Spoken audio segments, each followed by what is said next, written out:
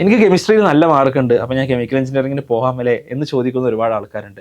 Actually കെമിസ്ട്രിയും chemical എഞ്ചിനീയറിംഗും തമ്മിൽ subjects ഉള്ള ബന്ധം വളരെ കുറവാണ് എന്ന് നമുക്ക് കാണാൻ സാധിക്കും. Chemical engineering is not necessarily about chemistry. Chemical engineering എന്നുള്ളത് ആക്ച്വലി മെക്കാനിക്കൽ എഞ്ചിനീയറിംഗിൻ്റെ ഒരു സബ് ബ്രാഞ്ചൊക്കെ ആയിട്ട് നമുക്ക് എണ്ണുവാൻ സാധിക്കും.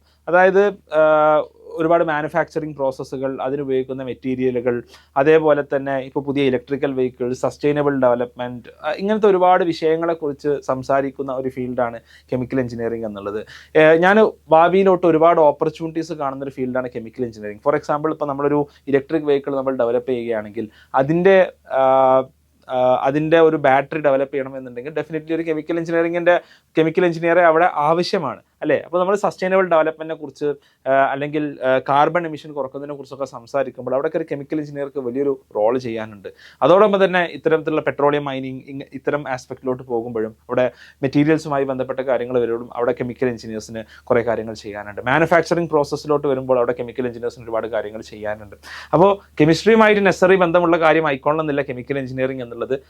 നമ്മൾ മനസ്സിലാക്കുക, കുറച്ചുകൂടി നമുക്ക് മെക്കാനിക്കൽ എഞ്ചിനീയറിങ്ങിനോട് ഒക്കെ നമുക്കതിനെ റിലേറ്റ് ചെയ്യാൻ സാധിക്കും. ഇനി നമുക്ക് കെമിക്കൽ എഞ്ചിനീയറിംഗ് എവിടെ പഠിക്കുന്നതാണ് നല്ലത് എന്നുള്ളതാണ്. ഇന്ത്യയിൽ IIT Bombay, IIT Delhi, IIT മദ്രാസിലെല്ലാം കെമിക്കൽ എഞ്ചിനീയറിംഗ് അവൈലബിൾ ആണ്. അതേപോലെ തന്നെ ഡൽഹി ടെക്നോളജിക്കൽ യൂണിവേഴ്സിറ്റിയും ഇൻസ്റ്റിറ്റ്യൂട്ട് ഓഫ് കെമിക്കൽ ടെക്നോളജി മുംബൈയിലുള്ള ഒരു സ്ഥാപനമാണ്. ഇത്തരം സ്ഥാപനങ്ങളെല്ലാമാണ് പബ്ലിക് സെക്ടറിൽ കെമിക്കൽ എഞ്ചിനീയറിംഗിന് ഏറ്റവും ബെസ്റ്റ് ആയിട്ട് ഉള്ളത് എന്ന് കാണാൻ സാധിക്കും. കേരളത്തിലോട്ട് വരുമ്പോൾ NIT കാലിക്കറ്റിൽ കെമിക്കൽ എഞ്ചിനീയറിംഗ് ഉണ്ട്.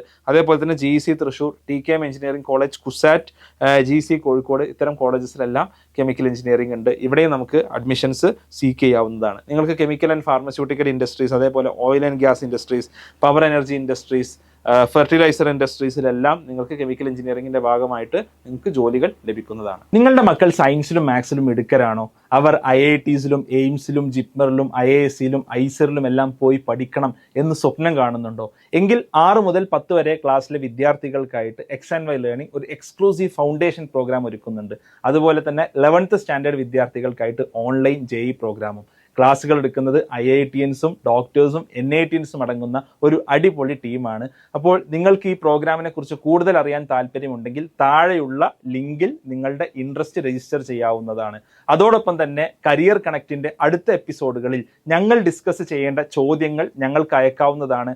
അതിനു വേണ്ടിയിട്ട് നിങ്ങൾ X&Y കരിയർ കണക്ട് കമ്മ്യൂണിറ്റിയിൽ അംഗമാവുക. ലിങ്ക് താഴെ നൽകുന്നുണ്ട്.